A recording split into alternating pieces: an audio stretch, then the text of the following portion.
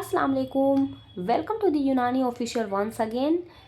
हमारा सीरीज़ चल रहा था ओल्ड पैथोलॉजी का, जिसमें हमने दूसरा चैप्टर स्टार्ट किया था, डैट इज़ इल्मुल अस्बाब, जिसमें हमने सबसे पहले वाले पार्ट में कुछ पॉइंट्स देखे थे। दूसरा हमारा पार्ट भी ख़त्म हो गया। आज हमारा तीसरा पार्ट रहेगा इल्मुल अस्बाब पर, जिसमें आज हम कुछ छोटे छोटे टॉपिक्स डील करेंगे। टॉपिक छोटा है बट इसका वेटेज ज़्यादा है, तो आप इसे स्किप ना करें, बेटर फॉर यू। एंड ये जो नोट्स आप देख रहे हैं, ये ऑलरेडी मैंने टेलीग्राम चैनल दी यूनानी ऑफिशियल पे अपलोड कर दिया है। वो मेरा ही चैनल, अभी भी कुछ लोगों को कन्फ्यूज़न है कि वो चैनल किसका है, तो एक्चुअली वो मेरा ही चैनल है जहाँ पे मैं ये सारे नोट्स डालती हूँ, सो डैट आप इजीली वहाँ से आप उसको डाउनलोड कर सको और आपको लिखना ना पड़े।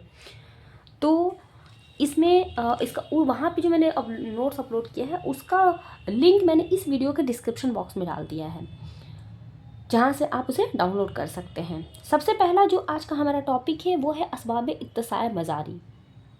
इसमें आपको 4 पॉइंट्स याद रखने हैं। सबसे पहले है कि कुव्वत मासिका का कमज़ोर हो जाना। किसी वजह से अगर डक्ट का जो कुव्वत मासिका है, अगर वो कमज़ोर हो जा रहा है, तो जो चीज़ रुकना रहेगा वो नहीं रुकेगा, वो बाहर चला जाएगा। ठीक। दूसरा होता है कुव्वत दाफ़ा का कुआ हो जाना। कुव्वत दाफ़ा बोलते हैं दफ़ा करने वाली कुव्वत को, यानी कि जो चीज़ बॉडी से निकालने का काम करेगी। तो अगर दफ़ा करने वाली बोलते हैं ना, ये दफ़ा हो जाओ मेरी लाइफ से, दफ़ा हो जाओ यहाँ से, तो मेरी नज़र से दफ़ा हो जाओ, तो वही वाली बात है कि कुव्वत दफ़ा, यानी कि दफ़ा करने वाली कुव्वत अगर स्ट्रांग हो गई है तो भी वो इत्तिसाए मजारी का सबब बनता है। सेम उसी तरह कुव्वत मासिका रोकने वाली जो कुव्वत होती है, अगर वो भी वीक हो गई है तो अब कोई रोकेगा नहीं, तो ऑटोमेटिक तुमको बाहर जाना पड़ेगा, वो वीक हो गया है। अदवा मुसहिला का इस्तेमाल अगर कोई कर रहा है तो भी ये चीज़ हो सकता है। चौथी बात है अदवाए मरखिया का इस्तेमाल। तो ये 4 पॉइंट आपको याद रखना है। 2 कुव्वत से है, 2 दवाओं से है, कुव्वत मासिका, कुव्वत दाफ़ा, अदवाए मुसहिला, अदवाए मरखिया। तो ये आपका था असबाब इत्तिसाए मजारी। दूसरा जो हमारा टॉपिक है वो है असबाब खशूनत। असबाब का मतलब काउज होता है, खशूनत मतलब ड्राइनेस, यानी कि ड्राइनेस का क्या वजह हो सकता है। कहीं पर अगर स्किन हुआ या बॉडी पे कहीं भी अगर ड्राइनेस हो रहा है तो उसका क्या रीज़न होगा। तो इसमें आपको 3 पॉइंट्स याद रखने हैं। पहला याद रखिएगा कि जाली अद्विया का इस्तेमाल। जाली मतलब डिटर्जेंट, ऐसी दवाओं का इस्तेमाल आप कर रहे हैं जिसमें डिटर्जेंट वाली प्रॉपर्टी है, जाली प्रॉपर्टी है। सिंपली आप इसको ना घर पे आप करके देख सकते हैं कि अगर आप बहुत ज़्यादा साबुन का इस्तेमाल कर रहे हैं, अब साबुन अभी करने मत जाना, मैं याद मतलब समझने के लिए मैं बस बता रही हूँ कि अगर आप बहुत ज़्यादा साबुन या बहुत ज़्यादा अगर सर्फ वगैरह का इस्तेमाल कर रहे हैं तो आपका जो स्किन होगा ना वो ड्राई हो जाएगा। तो जाली, उसी तरह अगर कोई जाली अद्विया का इस्तेमाल कर रहा है तो भी वो खसूनत का सबब बनता है। दूसरा होता है याबिस और काबिज़ अद्विया का इस्तेमाल। याबिस और काबिज़ अगर इस तरह की दवाएं कोई इस्तेमाल कर रहा है तो वो भी आपके खसूनत का वजह बनता है। तीसरा होता है बारिद और कशीफ अद्विया का इस्तेमाल। बारिद मतलब ठंडी चीज़ होता है ना, कि ठंडी के दिन में अक्सर जो स्किन होता है वो रूखा हो जाता है, तो वहाँ से आपको याद रहेगा कि ठंडी के दिन में हमारा क्या हो रहा था, एकदम ड्राइनेस होता है ना पूरे स्किन पे। तो बारिद और कशीफ अद्विया का इस्तेमाल से भी आपको असबाब खसूनत हो सकता है। तो 3 बात याद रखिएगा, मक़ताआत, या फिर इसको मक़ताआत याद नहीं रहेगा तो सिंपली आप याद रखिए कि जाली अद्विया का इस्तेमाल, याबिस और काबिज़ अद्विया का इस्तेमाल, बारिद और कशीफ अद्विया का इस्तेमाल।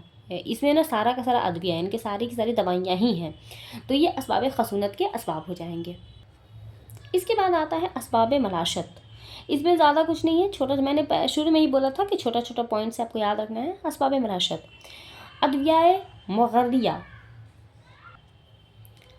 अद्वियाए मुगर्रिया के इस्तेमाल से एक पहला याद रखिएगा। दूसरा होता है लतीफ़ मुहल्लिलात का अगर इस्तेमाल, या फिर जो रतूबत में सैलान पैदा करे, यानी कि लतीफ़ पतले से रिलेटेड होता है, लिक्विड पतला के मानी में आता है। मुहल्लिलात का इस्तेमाल अगर कोई कर रहा है जो रतूबत में सैलान पैदा करे तो उसमें भी ये होता है। एक बार रिकैप कर लेते हैं। असबाब इत्तिसाए मजारी, इत्तिसा यहाँ पे आप लिख सकते हैं कि जो इत्तिसा का मतलब होता है वो डायलेशन से रिलेटेड है, यानी कि इत्तिसा का मतलब अगर आपको याद रखना हो तो ये आप याद रखिएगा, डायलेशन, यानी कि ये मजारी का मतलब होता है डक्ट, यानी कि डक्ट के डायलेट होने का क्या वजह होता है। तो असबाब इत्तिसाए मजारी यानी कि डक्ट का डायलेशन क्यों होता है वो रीज़न मैंने बता दिया। दूसरा है असबाब खसूनत, खसूनत का मतलब होता है ड्राइनेस, आप लिख लीजिए यहाँ पर। और इसके बाद यहाँ पे आपको जो डिटर्जेंट का इस्तेमाल हो गया, या फिर याबिस और काबिस यानी कि ड्राई ड्रग का इस्तेमाल। याबिस काबिस मतलब आप ड्राई ड्रग से रिलेट कर सकते हैं, या फिर कोल्ड ड्रग। यहाँ पे आप लिख सकते हैं ये आपका ड्राई ड्रग हो जाएगा, ये आपका डिटर्जेंट हो जाएगा, ये आपका कोल्ड ड्रग हो जाएगा। ठीक है, ये आप इतना याद रखिएगा। इसके अलावा असबाब मलाशमत यानी कि स्मूथनेस, इसका मतलब होता है स्मूथनेस। स्मूथनेस का क्या वजह हो सकता है? कहीं पर अगर स्मूथनेस हो रहा है तो सबसे पहले अद्विया मुगर्रिया। मुगर्रिया का मतलब होता है ऐसी दवाएं जिसमें लैसदार चीज़ होती है ना, उसी के लिए आता है मुगर्रिया। ठीक है, और दूसरा होता है मुहल्लिलात यानी कि हल्की। लतीफ़ का मतलब होता है हल्का, तो हल्की चीज़ों का इस्तेमाल करने से होता है। हमारा जो चौथा एक छोटा सा टॉपिक है जिसका नाम है खला और मुफारकत वजह के असबाब। खला का मतलब होता है उखड़ना। मुफारकत आप लिख लीजिए, खला का मतलब होता है उखड़ना, मुफारकत का मतलब होता है सेपरेशन से रिलेटेड है, वजह का मतलब होता है पोजीशन, जगह। ठीक है, तो यहाँ पे सबसे पहले क्या है कि जोड़ उखड़ने और अज़ू की अपनी जगह से टल जाने का असबाब, यानी कि कोई जैसे होता है ना बुढ़ापे में अक्सर होता है कि किसी का पैर टूट गया। बच्चों में होता है ये कि अगर उसको आप एबनॉर्मली अगर पकड़ ले रहे हो तो कूल्हा उसका निकल जाता है, यानी कि बोलते हैं ना कि जो शोल्डर जॉइंट होता है वो थोड़ा डिसलोकेट कर जाता है। इसके अलावा अगर आप कुछ भारी सामान उठा ले तो बोलते हैं ना कि अरे नाला कबर गया, ऐसे करके बोलते हैं। तो हंसिए नहीं, बोला जाता है ये सब। तो वही है कि अगर कोई ऑर्गन अपनी जगह से डिसलोकेट कर गया है, किसी वजह से कर गया, तो उसका क्या वजह हो सकता है, किसी वजह में वो वजह क्या है। तो खला और मुफारकत वजह के असबाब क्या हो सकते हैं? तो जोड़ के उखड़ना और उसी को अपनी जगह से टल जाने के जो काउज हैं वो हैं, सबसे पहले कि कोई सबब जिससे ऐसा खिंचाव पैदा हो जिससे जोड़ खड़ा हो जाए, या फिर साख्तों में खला पैदा हो जाए। यानी कि कुछ ऐसा हो गया, आपने बच्चा वाला केस याद रखिए कि आपने बच्चे को ऐसे जोर से खींच दिया, तो उसका फॉर एग्जांपल ऐसे समझिए कि इसको अगर मैंने ऐसे ज़ोर से ऐसे खींच दिया, तो या ये इन दोनों के बीच में जो यहाँ पर ये ज्वाइंट है, ये ज्वाइंट ऐसे डिसलोकेट कर जाएगा ना। तो वही है कि कोई सबब जिससे ऐसा खिंचाव पैदा हो जाए कि जोड़ जो है ना वो खड़ा हो जाए या फिर अपनी जगह से हट जाए। दूसरा वजह है कि हरकत के वक्त अज़ू का सहारा गलत हो जाए, जिससे मुफारकत वजह पैदा हो जाए, जैसे कि मोच आ जाना।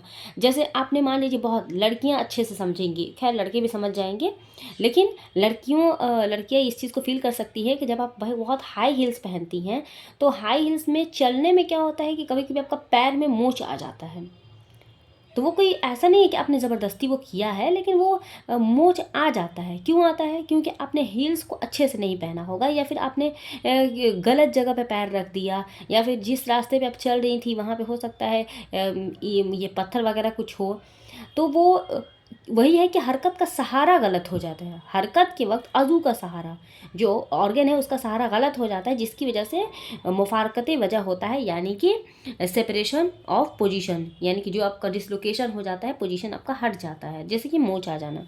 तीसरा पॉइंट है कि कोई सबब मरखी और मुरतब जिससे साख्त या रेशे ढीले हो जाते हैं, जैसे कि मर्ज फतक या का पैदा हो जाए। मर्ज फतक में ऐसा होता है कि कोई ऐसा सबब है जिसमें मरखी या फिर मरतब जिस से शाख्त में रेशे ढीले हो जाए, यानी कि किसी वजह से आपका जो ऑर्गन, सिंपल आप समझिए कोई जॉइंट है, जॉइंट को आपने एनाटॉमी में पढ़ा होगा अच्छे से कि जो भी जॉइंट है उसके चारों तरफ बहुत सारे लिगामेंट्स लगे रहते हैं, टेंडन्स लगे रहते हैं, सो डैट कि वो जॉइंट अपनी पोजीशन पे बरकरार रहे।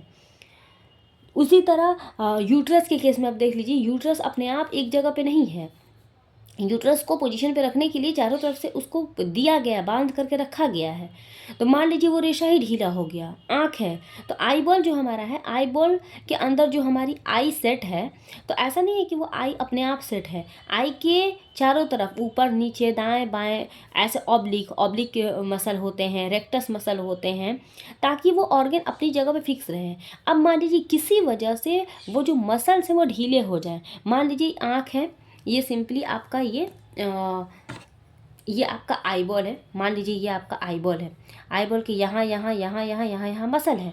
मान लीजिए ये वाला जो मसल है किसी वजह से ढीला हो गया, तो फिर क्या होगा? अगर ये मसल किसी वजह से ढीला हो जा रहा है तो अब ये जो आई बॉल है क्या वो अपनी असली पोजीशन पे रह पाएगा?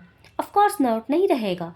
तो वही बोल रहा है कि किसी सबब, मर्क या मरतब से जिससे कि शाफ्ट के रेशे ढीले हो जाते हैं, तो ये चीज़ हो जाएगा। उसी तरह की कोई ऐसा सबब जो शाफ्ट को गला दे या फिर सड़ा दे। मान लीजिए कोई ऐसा रीज़न हो गया है, कहीं पे ऐसा इन्फेक्शन हो गया जिसकी वजह से वो ऑर्गन वहाँ का सड़ गया है, तो जो पकड़ने वाला रेशा है वही सड़ गया है, तो थोड़े ना वैसे अपनी पोजीशन पे रह पाएगा। तो खला व मुफारकत वजह के जो असबाब हैं, जोड़ का उखड़ जाना या फिर जोड़ का अपनी जगह से हट जाना, क्या क्या हो सकता है? तो पहले आप याद रखिएगा कि आपने बच्चा को ज़बरदस्ती खींच दिया, बूढ़े को खींच दिया, तो पहला ही खिंचाव की वजह से। दूसरा मोच आ जाता है, यानी कि हरकत का सहारा हरकत के बाद अज़ू का सहारा गलत हो जाता है। तीसरा हो सकता है कि किसी मरखी या